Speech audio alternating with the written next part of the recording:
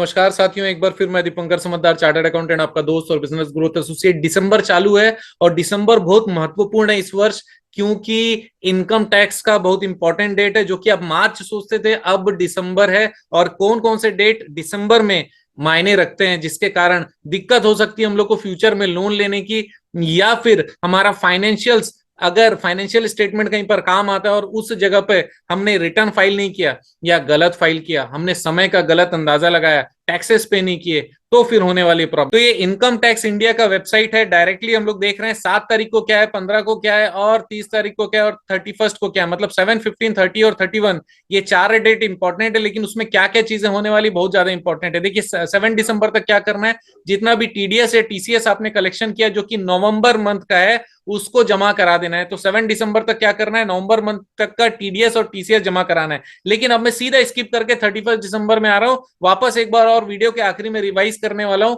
कि belated return जो कि फाइनेंशियल ईयर 2021-22 का है, मतलब असेसमेंट ईयर 2022-23 का है, उसको फाइल करना जरूरी है 31 दिसंबर तक। और इसका मतलब ये हुआ कि अगर उसका रिटर्न फाइल करना है, मतलब उसके टैक्सेस भी पे हुए रहने चाहिए। अगर टैक्सेस पे नहीं है तो रिटर्न भी फाइल नहीं होने वाले, और ये मार्च तक जाने ही नहीं वाला है। तो जितने भी टैक्स प्रैक्टिशनर है, चार्टर्ड अकाउंटेंट है, या फिर जो भी इनकम टैक्स रिटर्न फाइलिंग का काम करते हैं, उनके लिए 31 दिसंबर बहुत ज्यादा इंपॉर्टेंट है। तुरंत अपने जो क्लाइंट्स हैं उनको मैसेज, कॉल, ये सारा चीज और इंटीमेशन देने का प्रोसेस चालू कर दीजिए। तो वापस से आ जाता हूं, 7 दिसंबर तक क्या करना है, हम लोगों को टीडीएस और टीसीएस का जो कलेक्शन किया उसका फाइलिंग करना पड़ेगा।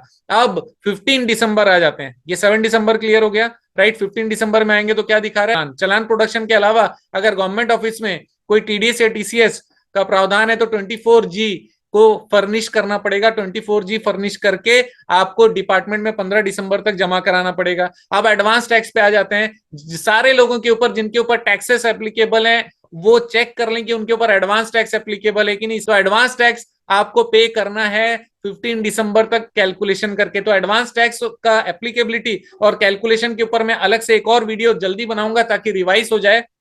लेकिन 15 दिसंबर लास्ट है, कैलकुलेट कर लीजिए साल भर का टैक्स कितना होगा और 15 दिसंबर तक कितना पे करना है, और पेमेंट कर दीजिए। उसका चालान आपके हाथ में होना चाहिए। और 15 दिसंबर को एक और है, due date for TDS certificate for tax deducted under section 194 IA। ये टीडीएस सर्टिफिकेट इशू करना है कौन से मंथ का, अक्टूबर का टीडीएस सर्टिफिकेट हम लोग को इशू करना रहेगा 15 दिसंबर तक। और ये IA क्या कहता है, ऐसा कोई प्रॉपर्टी जो कि एग्रीकल्चरल लैंड नहीं है, वो अगर आपने सेल किया है और वो 50 लाख या उससे ज्यादा है, तो आपको 1% टैक्स डिडक्शन करना पड़ेगा और उसको जमा करना पड़ेगा, और उसी का सर्टिफिकेट आपको देना पड़ेगा। आगे बढ़ते हैं, 15 दिसंबर 2022 ही ड्यू डेट है 194 IB का टीडीएस सर्टिफिकेट देने। तो 194 IB क्या, payment of rent by certain individual और एचयूएफ। अगर कोई इंडिविजुअल है या एचयूएफ है जिसका महीने का रेंट 50,000 रुपए से ज्यादा है, तो उसको 5% मतलब 5% का टीडीएस डिडक्शन करना है और जमा कराना है। ये भी कब तक करना पड़ेगा,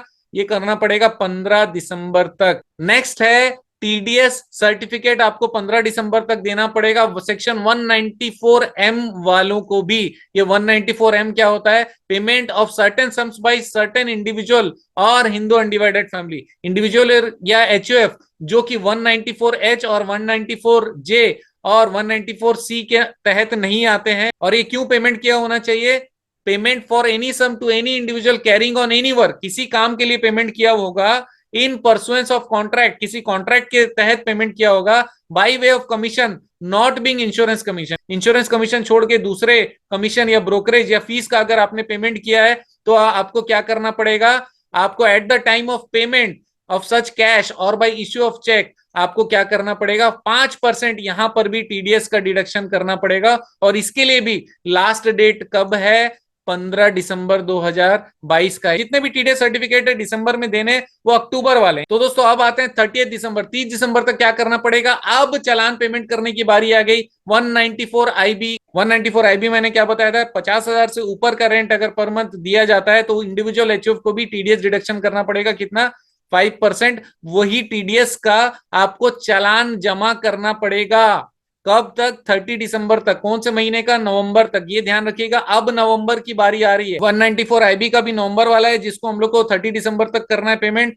और 194M वाला भी नवंबर वाला है, जिसको हम लोग को 30 दिसंबर तक पे करना है, और 194IA का भी नवंबर वाला है, जिसको 30 दिसंबर 2022 तक पेमेंट करना है। अब अगला है 30 दिसंबर 2022 को due date of challan cum statement, ये भी नवंबर का आपको जमा करना है। 194S वाला यहाँ जमा हो जाना चाहिए। इसके बाद सबसे लास्ट और सबसे इंपॉर्टेंट है, वापस से बता दूं, फाइनेंशियल ईयर 2021-22 मतलब असेसमेंट ईयर 2022-23 का लास्ट डेट है रिटर्न फाइलिंग का 31 दिसंबर 2022। मार्च की गलतफहमी में मत रहना। सारे लोगों को आप कॉल कर दो, मैसेज कर दो, बता दो कि बॉस अभी जल्दी से दे दो, अगर टैक्स नहीं पटाया तो टैक्स पे कर दो, रिटर्न फाइल नहीं हुआ तो उसके लिए आप ऑफिस आ जाओ, सारा करेक्शन चेकिंग कर लो, क्योंकि बिलेटेड रिटर्न इसके बाद फाइल नहीं हो सकता, लेट फाइल कोई हो ही नहीं सकता। 31 दिसंबर आखिरी है। इसके बाद जो गलती हो गई वो गलती आपके लोन को भी इफेक्ट करेगी, कंपनी के स्टेटस और कंपनी के परफॉर्मेंस जो है वो दिखने में इफेक्ट करने वाली है। और इसके अलावा अगर आप कंपनी की वैल्यूएशन की बात करेंगे तो उस पर भी इफेक्ट करने वाली है। तो दोस्तों, इनकम टैक्स डिपार्टमेंट के ये सारे प्रोविजंस याद रखिएगा, और अगर आप कमेंट करते हैं तो मैं लिंक भी डिस्क्रिप्शन में दे देता हूं। आप जानते हैं मेरा मिशन है हमेशा आप लोगों की मदद करना और समय पर सारी जानकारी देना, तो बने रहिएगा मेरे साथ, वीडियो को शेयर जरूर करिएगा। आपका दिन जबरदस्त और शुभ हो।